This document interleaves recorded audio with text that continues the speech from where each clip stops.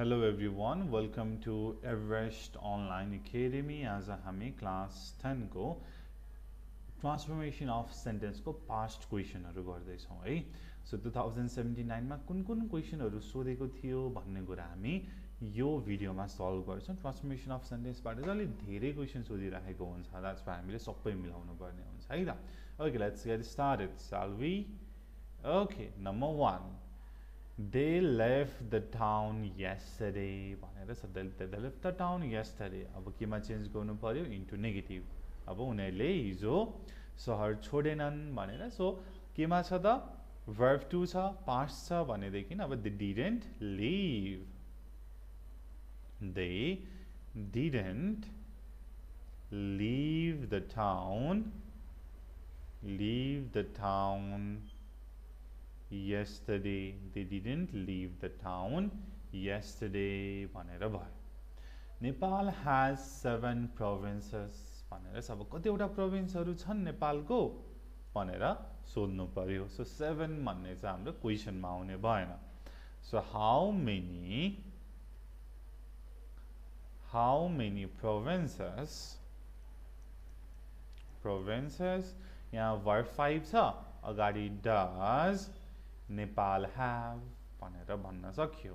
Nepal have. How many provinces does Nepal have? अब answer भन्दाखेरि Nepal has 7 provinces भनेर आयो है. Okay, number 3. They go out during the holidays भनेर छ. अब उनीहरु कहाँ जान्छन् भनेर हामीले क्वेशन बनाउनु पर्यो है त. Okay, they go out. अब यो out भन्ने चाहिँ आन्सर हो, हामीले क्वेशनमा त लेख्दैनौ नि त. So where verb 1 छ, that's why where do they go during the holidays भनेर भयो. During the holidays, where do they go during the holidays है त. Okay, number 4. Bhairahava is hotter than Chitwan भनेर छ. अब यसलाई नेगेटिभ बनाउनु पर्यो. सजिलो छ. भइरहवा चितवन भन्दा गर्मी छैन, तातो छैन भनेर. So भइरहवा is not hotter than Chitwan भनेर भयो. Okay, next. I don't understand it into affirmative. Affirmative भनेको positive statement. मैले यो बुझिन भनेर छ. अब मैले यो बुझे भनेर भन्नु पर्यो. I understand it. I understand it भनेर भन्न सक्यो. Next, 6 number. Sita speaks English fluently into how question. अब कसरी उनले इंग्लिश कसरी बोल्छिन् भनेर छ. Fluently बोल्छिन्. So कुन टेन्समा छ? Simple present verb 5 छ. क्वेशनमा does आउँछ. How does Sita speak English? How does Sita speak English भनेर भयो. सजिलो छ.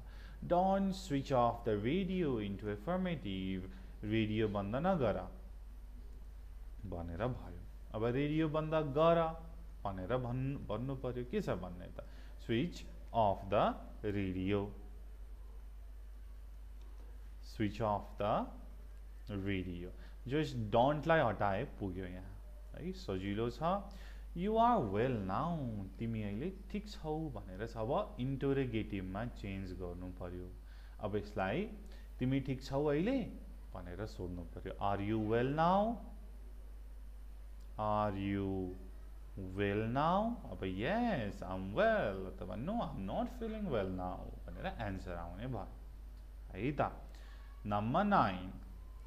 We'd like to go to Ilam भनेर छ. अब यो apostrophe D छ. apostrophe D भनेको यसमा would भनेर हुन्छ है. अब would plus verb 1 हुन्छ. यसलाई नेगेटिभ बनाउनु पर्यो. We wouldn't like to go to Ilam भनेर भन्न सक्यो. Number 10. I gave your book to your sister. मैले तिम्रो बुक तिम्रो सिस्टरलाई दिए. अब तिमीले कसलाई दियौ भनेर सोध्नु पर्यो है त. Whom whom did you give my book? तिमीले मेरो किताब कसलाई दियौ भन्दा मैले तिम्रो किताब तिम्रो बहिनीलाई दिए. I gave your book to your sister. यहाँ चाहिँ gave छ, that's why did plus verb 1 past मा छ है. Okay, there was some juice in the bottle. अब negative, just there wasn't any है. धेरै जना झुकिन्छ अब there was not some juice भनेर भन्नुहुन्छ तर मिल्दैन. There was not any, there wasn't any juice. So any मा पनि चेन्ज गर्नु पर्यो है. So there wasn't any juice in the bottle. In the bottle. Okay. Number 12. The dog frightened me into yes no question. So कुकुरले मलाई तर्सायो. के मलाई कुकुरले तर्सायो? Did the dog, किनकि past मा छ, frighten छ. Did the dog frighten me? अब verb 1 लेख्ने है. Did the dog frighten me? Question mark चाहिने है. Okay. The bus has not arrived yet into affirmative भनेर छ है. पोजिटिभमा चेन्ज गर्नु पर्यो. यो धेरै सोधिने क्वेसन हो. यो प्रेजेन्ट पर्फेक्टको the bus has arrived yet हुन्छ त? हुँदैन. already हुन्छ. The bus has arrived already. yet को already मा चेन्ज हुन्छ पोजिटिभमा है त. सो यो 2079 मा दुई दुईवटा क्वेसन सोधेको छ. द्याट्स वाइ यो राम्रोसँग पढ्नु पर्यो है तपाईहरुले. ट्रान्सफर्मेसन अफ सेन्टेन्स यस्तै गरी हामीले 78 77 सबै इयरको यसरी नै सोल्युसन गरेका छौं. सबै भिडियो हेर्नु होला सो द्याट कस्तो क्वेसन आउँछ त भन्ने एउटा रेफरेन्स हुन्छ र प्राय चाहिँ यस्तै दोहोरी राखेको हुन्छ क्वेसनहरु है त. Okay guys, thank you so much and I will see you in the next one. Good bye.